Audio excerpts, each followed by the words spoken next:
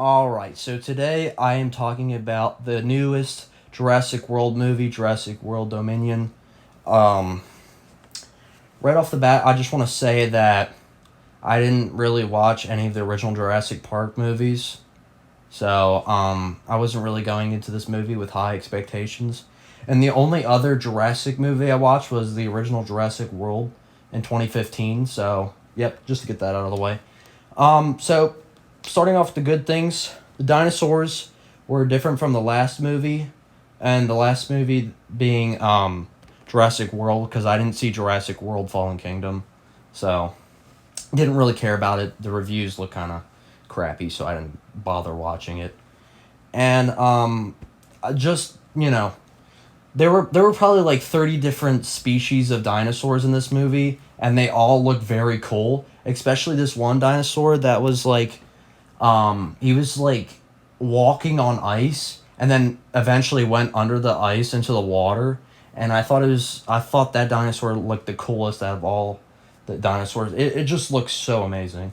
So Jeff Goldblum was also one of my favorite characters in this movie, which kind of sucks because I loved Chris Pratt's character in the original Jurassic World. But anyways, and he was still very weird, which I enjoyed because like in every intense scene he'd be perfectly calm, and he just speaks in like the weirdest like manner. It's if you ever watched Thor Ragnarok, you would know like how weird his character is, and I swear he plays the same character in like every movie. But anyways, that's not like a bad thing either. The bugs part of this movie was boring and uninteresting and had nothing to do with the plot.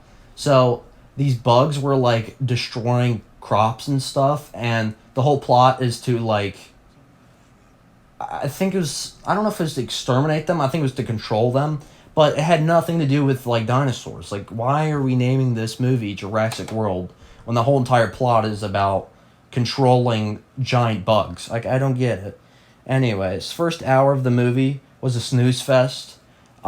Basically all it was setting up different characters, and they all were in different locations for some reason. I don't know why, but first hour I could have just slept through it and honestly missed nothing. So, the little British girl whose name in the movie is Macy Lockwood made me want to strangle her because she was just so annoying and like was too involved with the story. Like I don't really care about this character. Why is she like the main focus of the movie? I don't understand. I get it, it's for the plot, but when the plot's crappy, the character's going to be crappy, or maybe it was because her character was crappy, the plot was. I'm not very sure, but anyways, her character I don't really like was the worst thing about this movie. One of the worst. Her character and another one, which I'll get to later. Chris Pratt's character Owen Grady was good for the parts he was in, but should have been more involved with the movie. Honestly, if they replaced his character's runtime with the little British girls, then I would have been much more happy with it. So, and I don't know if the little British girl was in Fallen Kingdom, but if she wasn't, then I don't know why she was so like why she was like the main character of this movie. Like no fan's gonna care about some random girl. I don't get it.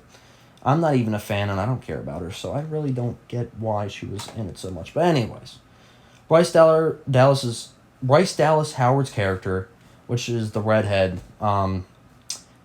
seemed to have like taken a step back from the first Jurassic World and was honestly less effective in this one than she was in the original Jurassic World. So, like I said, the only other Jurassic movie I watched was Jurassic World, and her character just like she felt like too dependent on everyone else. Like in the original Jurassic World, she was like independent and was actually like doing stuff on her own. And this one, she just like went with the flow and just did what everyone else did. And like, I don't know. Like I don't know. She was just kind of weak in this. So, anyways, there were some good action scenes. One, actually two, involving Owen Grady on a motorcycle, and he was being chased by like these raptors. I think they were raptors. I'm not very sure, but it was so cool.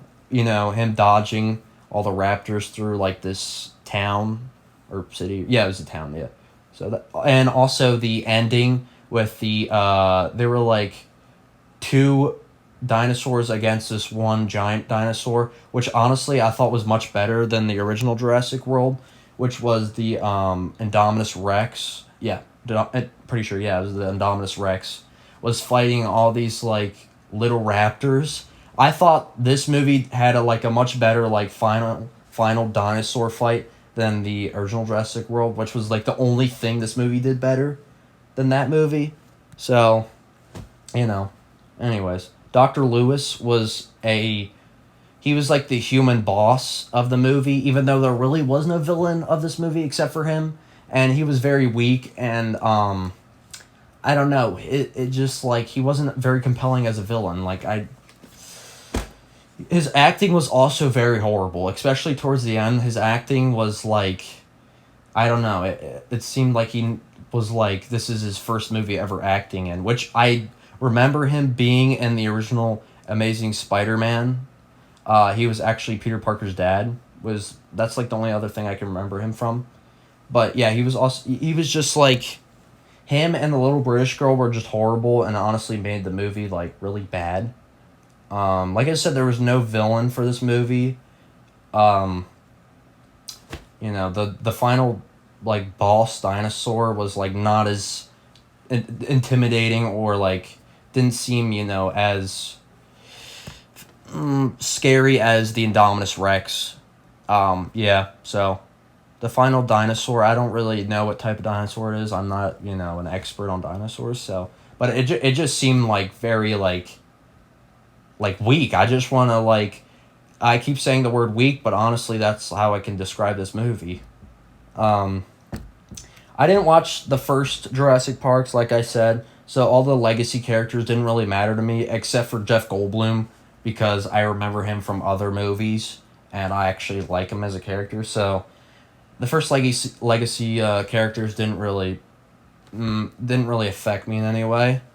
I'm trying to make this as short as possible, I swear. The plot was very basic and weak, like I said.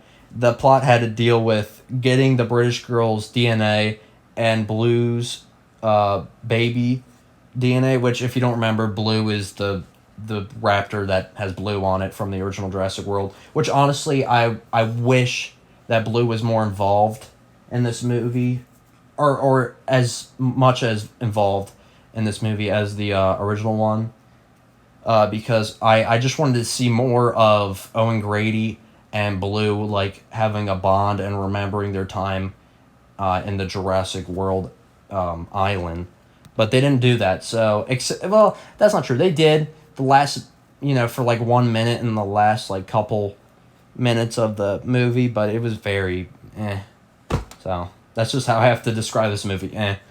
But anyways, the plot had to deal with like to get their DNA to like cure the Lotus problem. Which again, why are we talking about big giant bugs when this has to deal with dinosaurs? I don't get it. But anyways, yeah, they wanted to control the Lotus problem because they were like destroying crops and everything. I don't know why it had to do with bugs, but anyways, my final rating for this is a 6 out of 10.